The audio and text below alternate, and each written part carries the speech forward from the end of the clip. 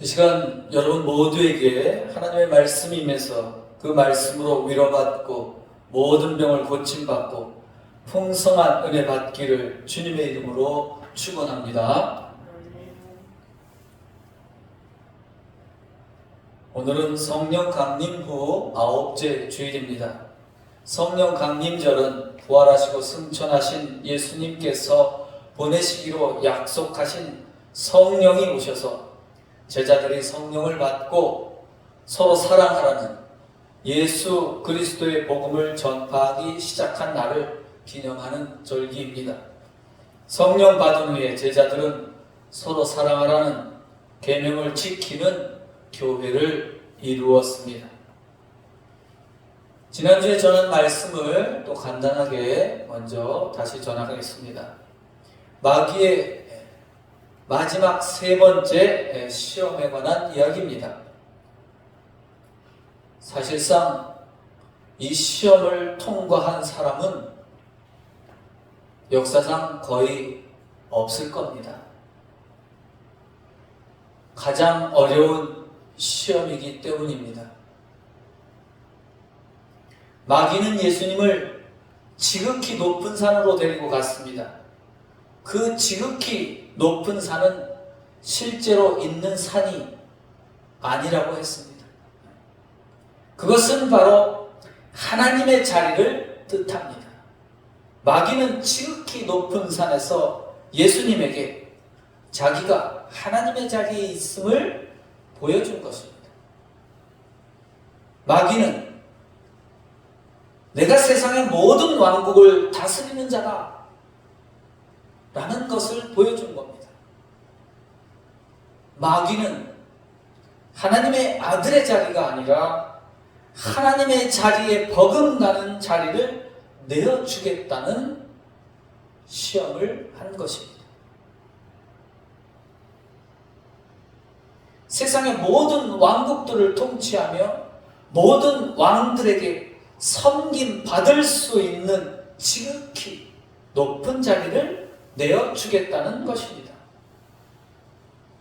그러나 단 하나의 조건이 있습니다.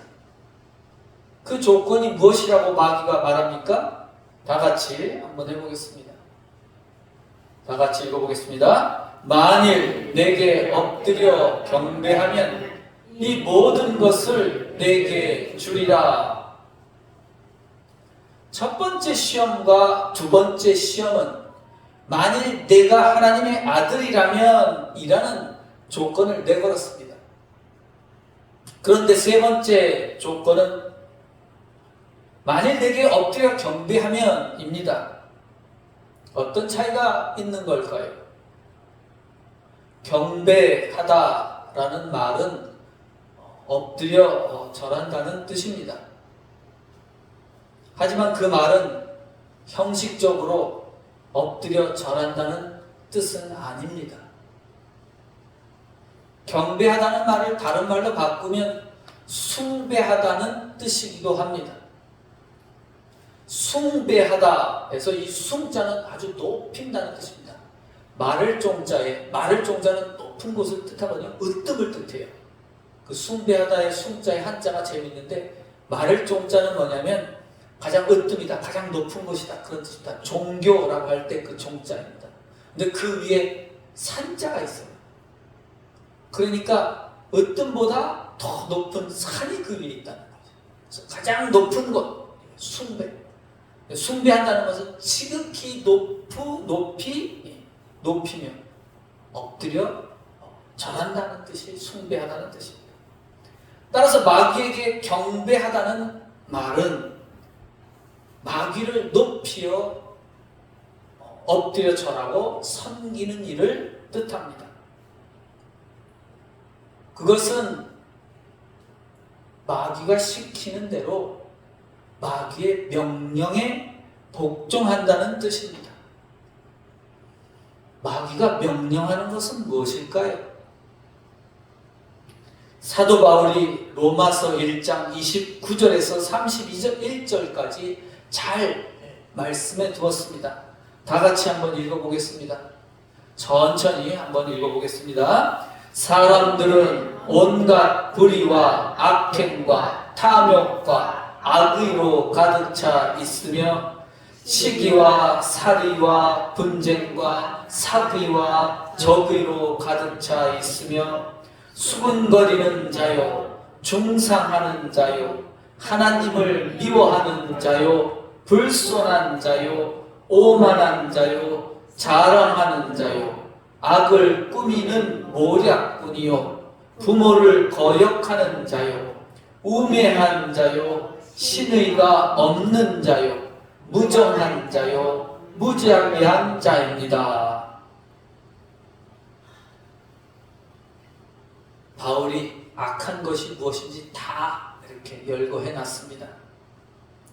바로 이것들이 마귀가 우리에게 명령하는 것들입니다. 간단히 말하면 마귀는 거짓과 불의를 명령하는 자입니다. 마귀는 평화를 파괴하고 폭력을 명령하는 자입니다. 마귀는 가난하고 힘없는 사람을 내누르고 그들의 것을 빼앗으라고 명령합니다. 또 마귀는 선하고 의로운 사람을 거짓으로 죄를 뒤집어 씌우고 죽이라고 명령합니다. 마귀는 마음껏 욕심내며 살라고 명령합니다. 마귀는 예수 믿는 사람들에게 떡이 모자라니까 자꾸 돌로 떡을 만들라고 명령하는 자입니다. 마귀의 명령을 따르는 사람들은 결국 마귀에게 떡을 모두 빼앗기고 굶어 죽게 됩니다. 또 마귀는 먹고 마실 것을 염려하라고 명령합니다. 욕심대로 살라고 명령합니다. 게다가 놀라운 일은 마귀들이 이적을 만들어내라고 명령하기도 합니다. 하나님이 도와주실 테니까 목숨 걸고 이적을 행하라고 명령합니다. 그러나 결국 마귀의 명령을 따르는 사람들은 다 자기의 생명을 잃게 됩니다. 마귀는 바로 그런 악한 것들을 명령하고 악한 것들로 세상의 왕국들을 통치합니다. 마귀에게 경배한다는 것은 바로 그런 마귀의 명령들에 순종하며 사는 것을 뜻합니다. 마귀는 자기에게 경배하면 예수님에게 무엇을 주겠다고 합니까? 세상의 모든 왕국들을 주겠다고 합니다. 새빨간 거짓말입니다. 속임수입니다. 사기입니다. 이런 마귀의 말을 듣는다면 여러분은 어떻게 하시겠습니까? 물론 마귀에게 여러분들이 이런 말을 들을 일은 제가 보기에 저 같은 사람도 거의 없을 겁니다. 불행인지 다행인지 모르겠지만 사실상 세 번째 마귀의 시험은 우리의 현실과는 너무나 멀지요. 왜냐하면 우리는 지극히 높은 자리에 있지 않기 때문입니다. 그래서 우리에게 또 나에게 절실하게 와닿지는 않습니다. 그러나 한번 생각해 봅시다. 마귀가 여러분에게 성주에 있는 이 땅을 전부 줄 테니 나를 경배하라 하고 말한다면 어떻게 하시겠습니까? 성주의 땅도 너무 큰가요? 이 조그만 성주 땅 정도 준다고 해도 벌써 여러분 상상이 안 되지 않습니까? 말도 안 된다고 생각하시지요? 그런데 마귀가 야, 성주가 너무 작냐? 경상북도 땅 전체를 다 줄까? 줄 테니까. 아니면 대한민국 땅을 다 너한테 줄 테니까. 나를 경배하라고 하면 어떻게 하시겠습니까? 실감이 되십니까? 상상이 안 되시죠?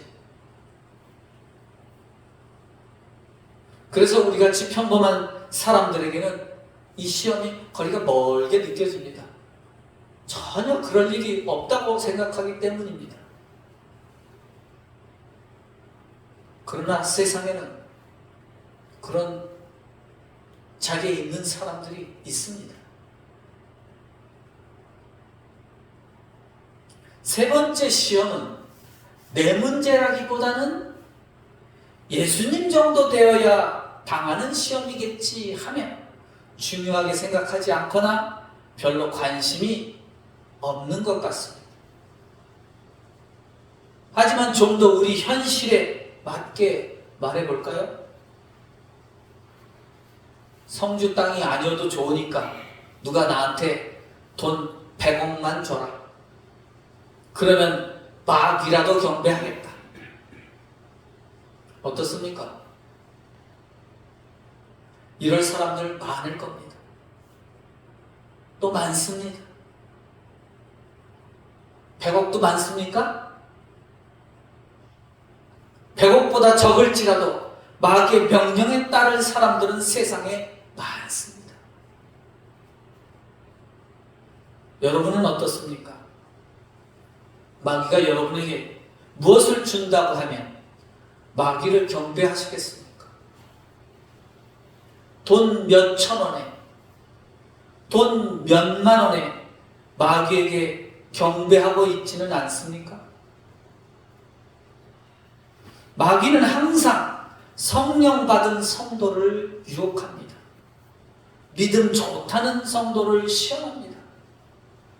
마귀의 거짓말과 속임수에 넘어가지 않도록 예수님께서 가르치신 기도에 힘써야 합니다.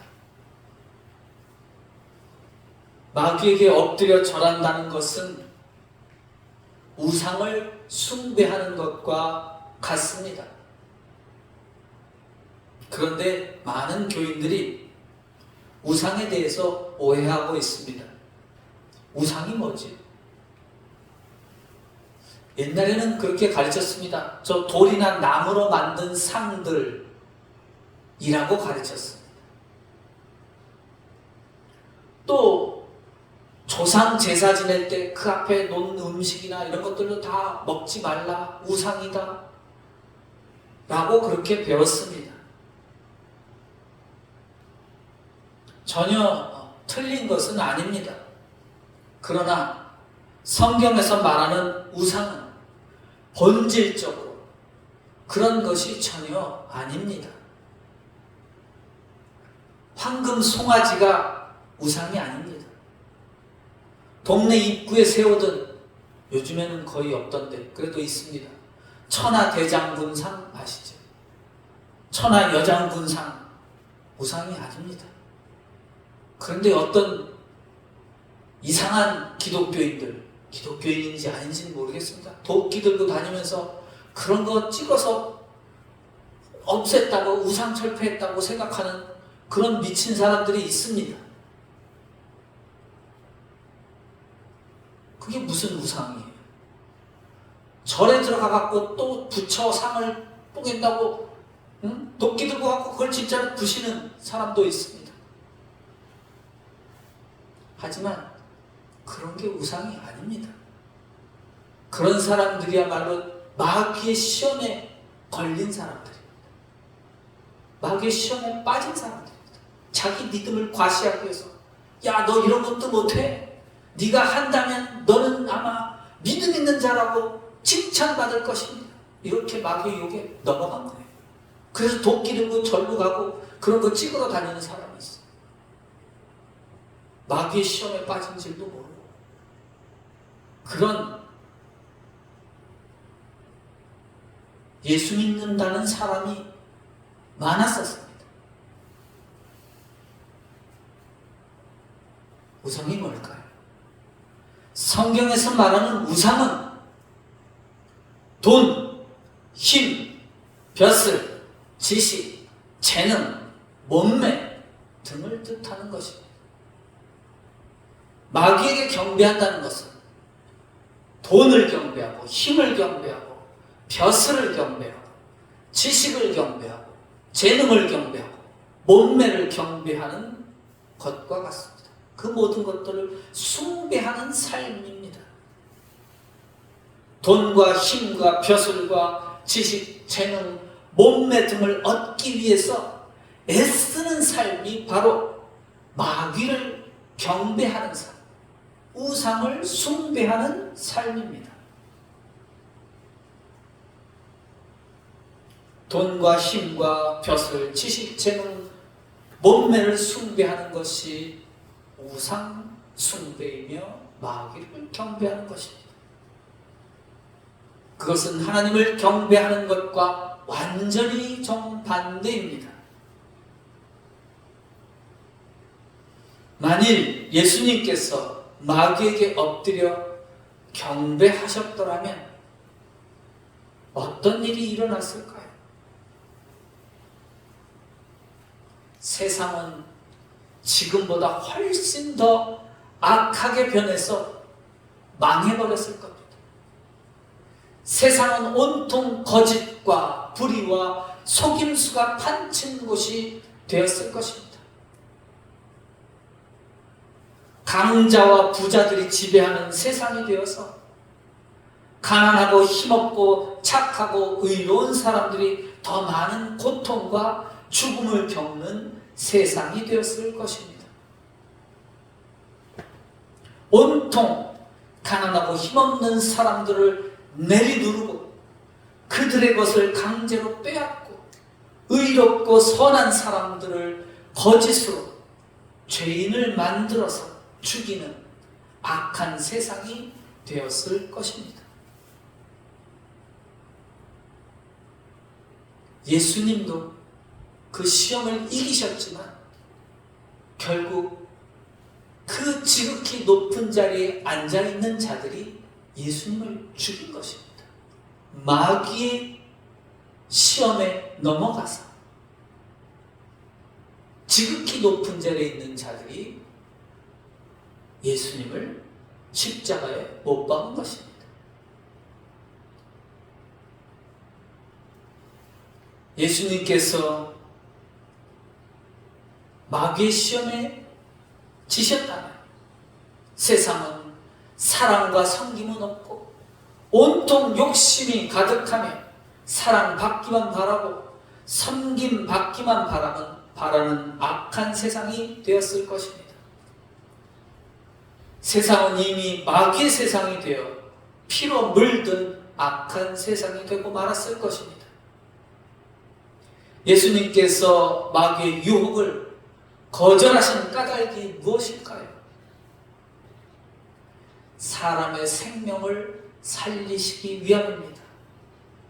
가난하고 힘없는 사람들의 생명과 선하고 의로운 사람들의 생명을 살리시기 위함입니다. 돈과 힘으로 남을 지배하고 억압하는 세상이 되지 않게 하시려는 것입니다. 높은 자리에 앉아서 섬김받는 세상이 아니라 높은 자리는 이웃을 섬기는 자리임을 가르치려고 하시는 것입니다.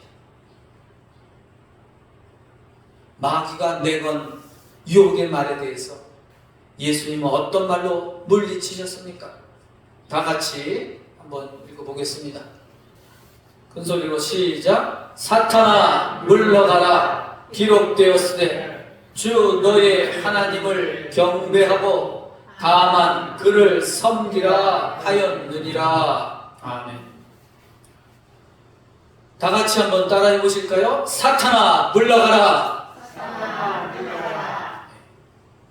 이것은 마귀가 더 이상 시험하지 못하도록 쫓아버리는 것입니다. 그리고 이렇게 말해줘야 합니다. 하나님만 경배하고 하나님만 섬기라고 말해줘야 합니다. 이 말은 마귀를 쫓아내는 말입니다. 마귀에게 하는 말인 동시에 또한 나에게도 하는 말입니다.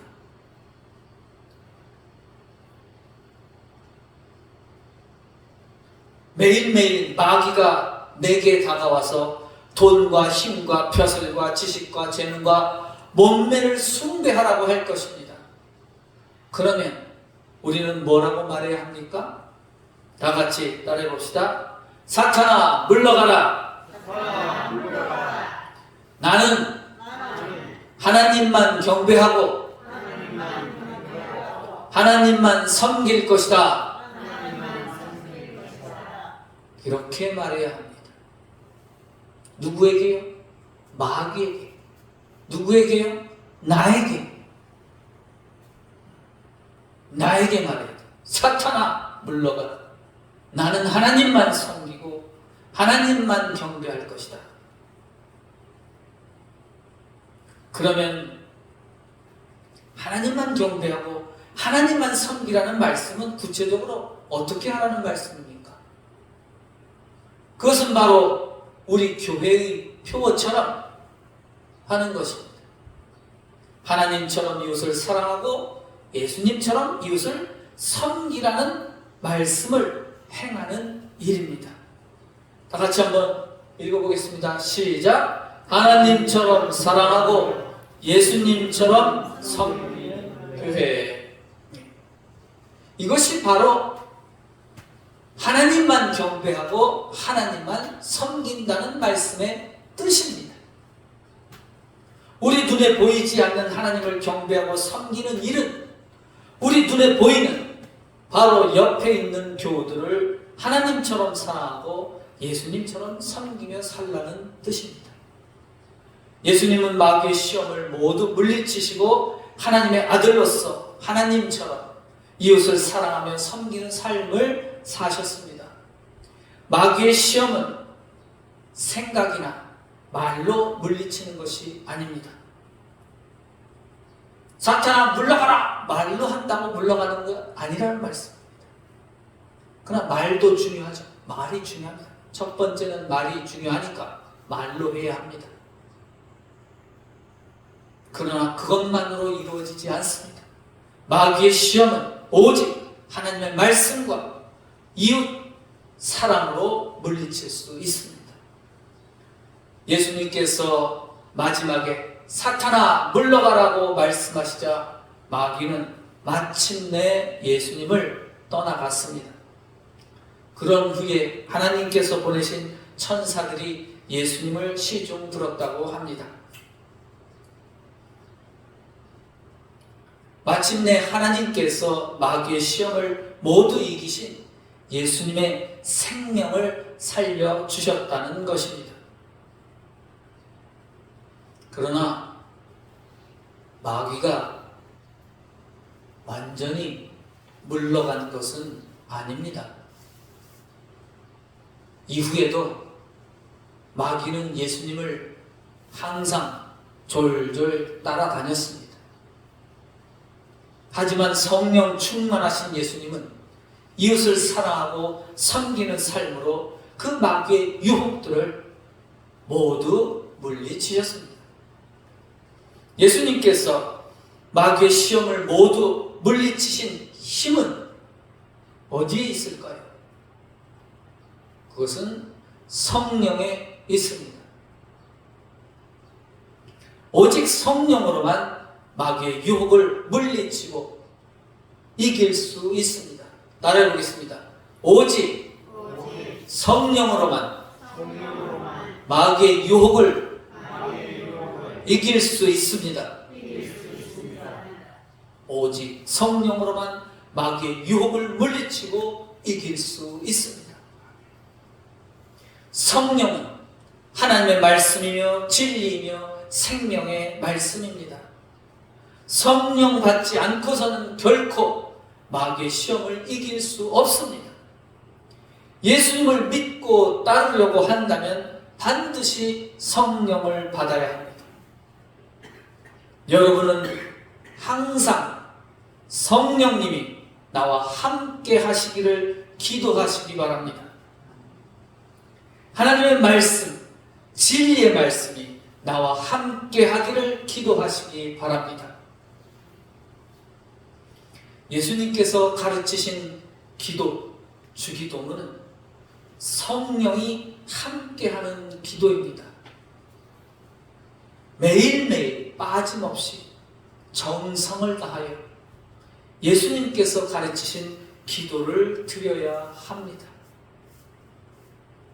그리고 그 기도가 교회에게, 우리에게, 나에게 이루어지기를 힘써야 합니다. 예수님께서 가르치신 기도가 어떤 기도라고? 성령을 임하게 하는 기도입니다. 성령 받은 사람이 드리는 기도이기도 합니다. 그러니 그 기도야말로 마귀를 물리칠 수 있는 기도입니다. 예수님께서 가르치신 기도는 마귀의 시험을 물리치고 이길 수 있게 하는 힘이 있습니다. 그 기도는 성령 충만하게 하는 기도입니다. 여러분 모두 예수님처럼 성령 충만하여 날마다 마귀의 시험을 이기는 하나님의 자녀가 되시기를 주님의 이름으로 축원합니다. 기도하겠습니다.